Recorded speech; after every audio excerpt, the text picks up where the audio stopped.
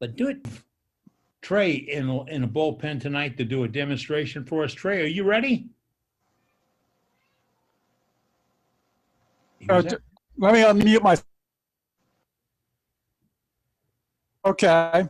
The first thing I want to do is finish up from last week on how I spray my ornaments. And I've set this up on the side of the shop. I have a sliding glass door. I hang them on little hooks across the rod. And I use a big spray gun. Now, I keep lacquer in it all the time. But this is all I do to spray.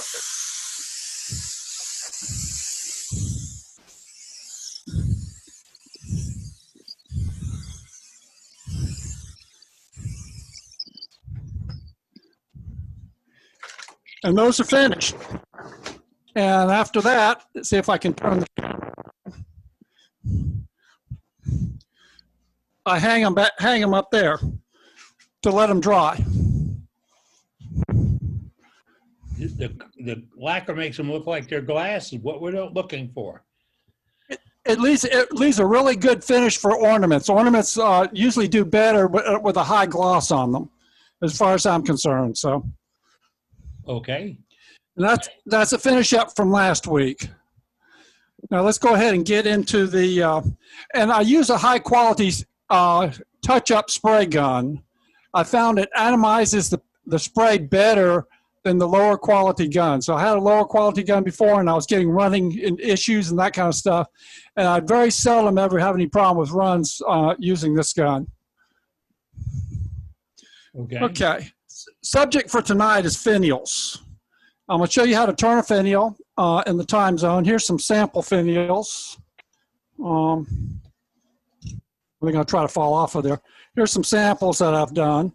And this is a standard design that I do on my finials. That one's a little bit longer, more intricate, different color on it, and again, a different shape. But we're going to go with one similar to this is what I usually put on most of my stuff. What I've done is I like the part of adding an accent to it. So I've turned a 1/2 inch spigot tinted on here. I've taken a piece of exotic, and in this case, this is black palm. Slice it on my bandsaw, sand one side flat, and drill a 1/2 inch hole in it, stick it in there, and then glue it up. Just like this. Socket works real well over it to put pressure on it. What that does for me, and I did it to start with, is a lot of times you're trying to get into something bigger. This is a smaller diameter. You actually can use a piece of 3/4 inch standard material, one inch standard material, and use it for finials, even if you have to have a bigger size onto it. I found on the palm, I got to soak it with super glue because it breaks out so badly, but most woods don't. Now, let's look at design, talk about design. Let's see how this fits in there. Oh, okay, yeah, that fits. What a finial looks better if you can make it go from a larger size down to a pointed size. Not having anything jump out on it, keep it within a set of boundaries. It can be a curved or straight line, but it looks better if you do that to the finial. Also, I transition the smaller points. There's a secondary line in here that runs back up to those smaller points. Do I always get it? No, but that's what I strive for is to go from small, larger, and larger here, and also increase the size as we walk back through it.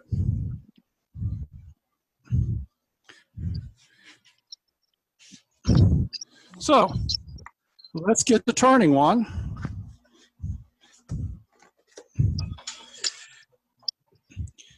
This is a piece of red palm. And I'm going to chuck it back off of here just a little bit And the reason why is the back section of this is not perfectly flat, and I need to flatten that out before I do anything. So make sure it turns freely. Oh, before I go any further, let me cover one other item. Nope, wrong size. I want to talk about the tools. This is a spindle gouge. It's sharp and similar to, I got this sharpening from Mark Soleil. So it's Mark Soleil's grind on there. And it's a deep slope back, real shallow gouge. And it's not hollow ground, it's concaved out. And I'll use those two different sizes. Usually one size is all you need. A standard spindle gouge. Sometimes use a bead-in on it. It works well on some parts of it. And a parting tool. So what I'm going to do now, I'm just going to round this off a little bit here.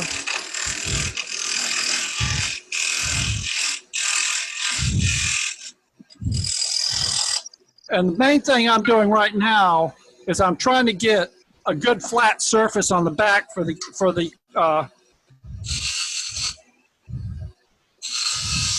chuck to ride against. Okay, now I have a good surface for that chuck to ride against. Remember, I just sliced it off on the bandsaw. I didn't even have a jig or anything on it. I just hand held it and pushed it across there.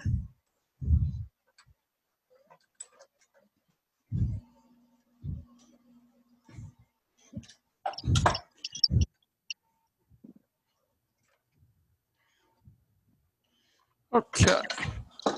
First thing I'm going to do, I'm bringing up the tailstock so I can get some bulk removal and to remove some material.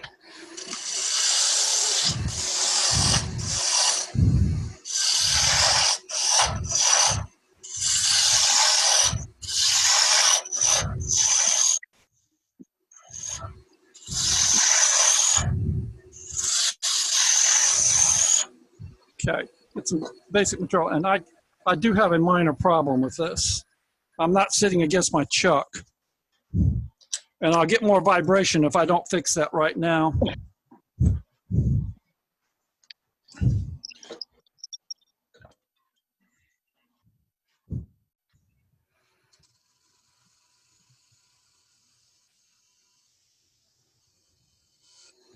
Okay.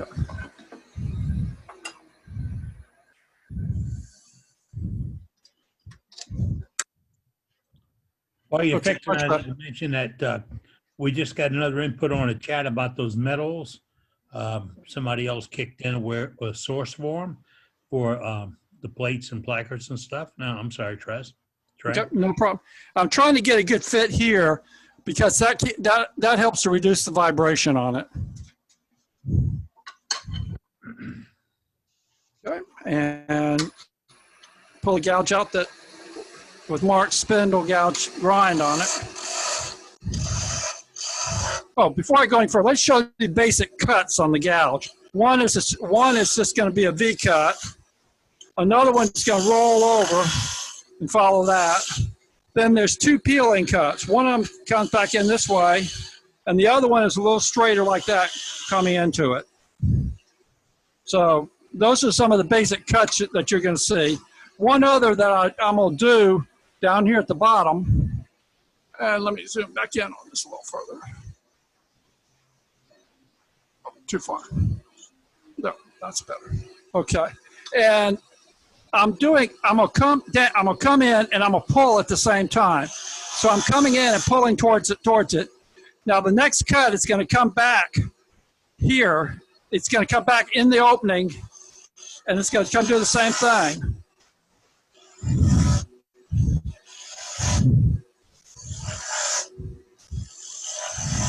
And that's a cut I'm gonna do down here at the very, very bottom. But I'm just showing you the cut. And with my hand, I'm sort of pulling it as I go through and do that. So. And you're doing that cut as it goes deeper, Trey?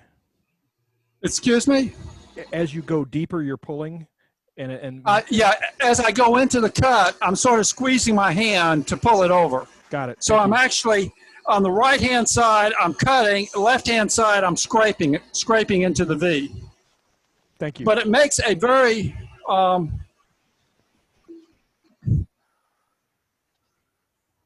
see if the camera focus. No, it's not going to focus that in. It makes it that's a very clean cut in there from it. It does very well in giving a clean cut. And I'm going to do that at the bottom. I do this down here in the very bottom part of the finial.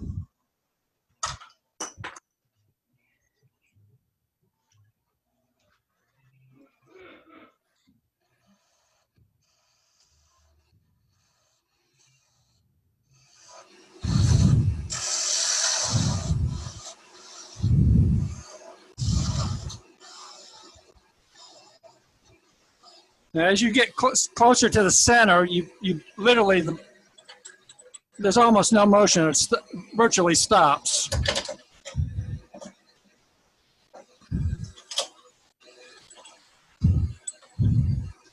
Okay. Putting a little cove down here at the bottom.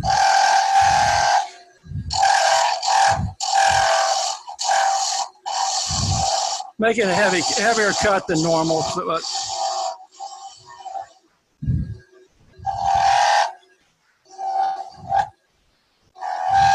make a little small cove there. Now, I just recently found this, so I like it. It's a little finial rest in there. It has a small bearing in the end of it. Where did you find that? It's made by Rubber Chucky. He calls it the finial Chucky. Oops, CKB jumped in there right away.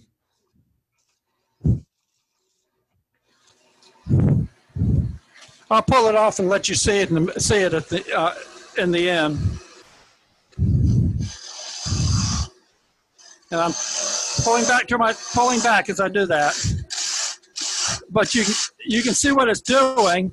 Now when I back it off, you can see the difference.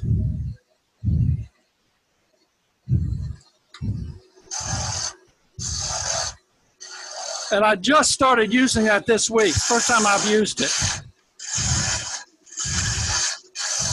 But it's been allowing me to make a little heavier cuts without getting as much vibration.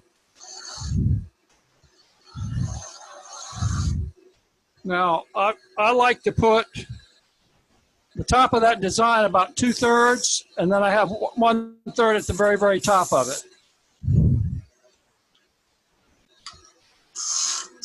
So this part right here, just a V cut. I'm gonna make an onion shape at this part of it. And I'm cutting right here at the edge of it.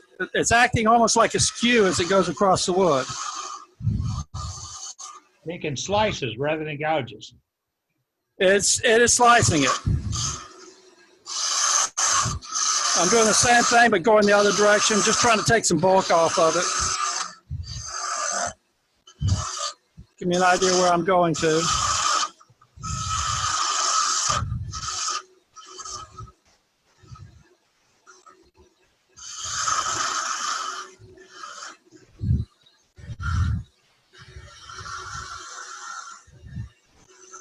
Now that's running just like a skew would run. That's exactly what it's doing. If you look at it, it's approaching the wood about 45 degrees.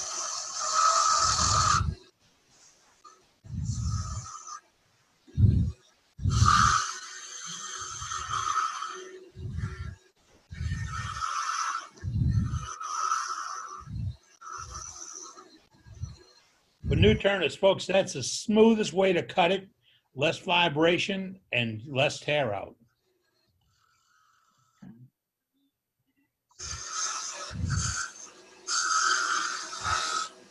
Roll that into that side.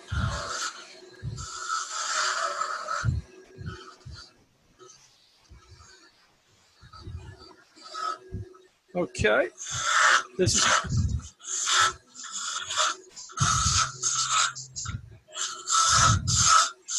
I'm gonna bring this down a little bit bigger than here, but bring it on down. Get some.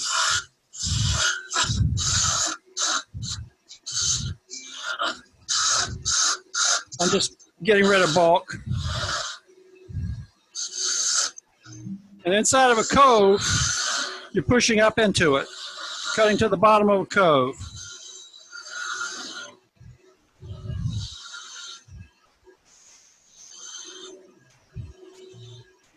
And I got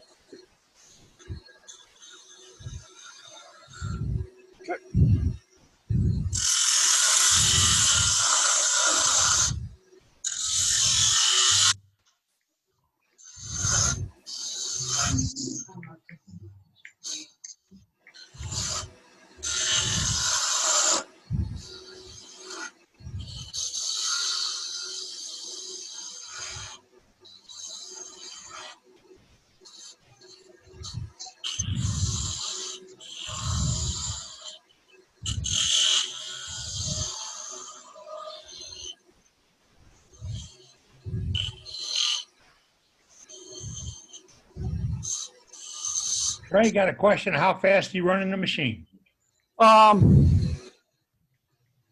pretty high speed. I'm close to the top speed of it.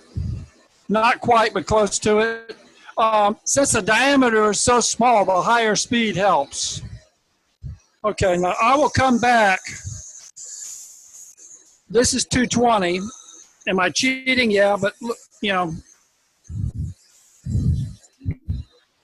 And that'll even out any of the bumps on the big parts.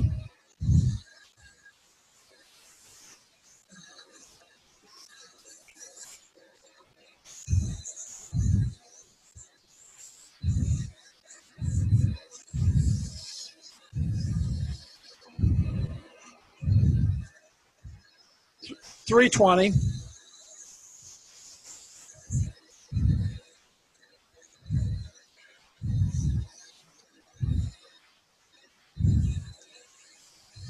Okay. It's turned. Now, that spindle, that little chucky leaves a little mark on here, but it sands out pretty easy. I like your steady rest. Sand. Where are you talking? Oh, my finger? Yeah. I got 10 of those. It works. Okay. And for tonight, that's what we're going to do.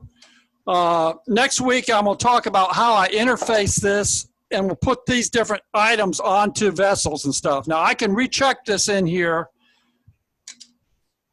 move it in like this, rechuck it, and finish this top section off to make it match match the vessel that I'm putting it in.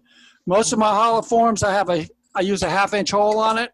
Smaller size hollow forms, I have a 1/4 inch, and I'll turn, I don't have the additional wood on those. They're smaller pieces. But next week I'll show about 4 or 5 different vessels and stuff like that I put it in. All right. Thank you so much, Trey. That was a very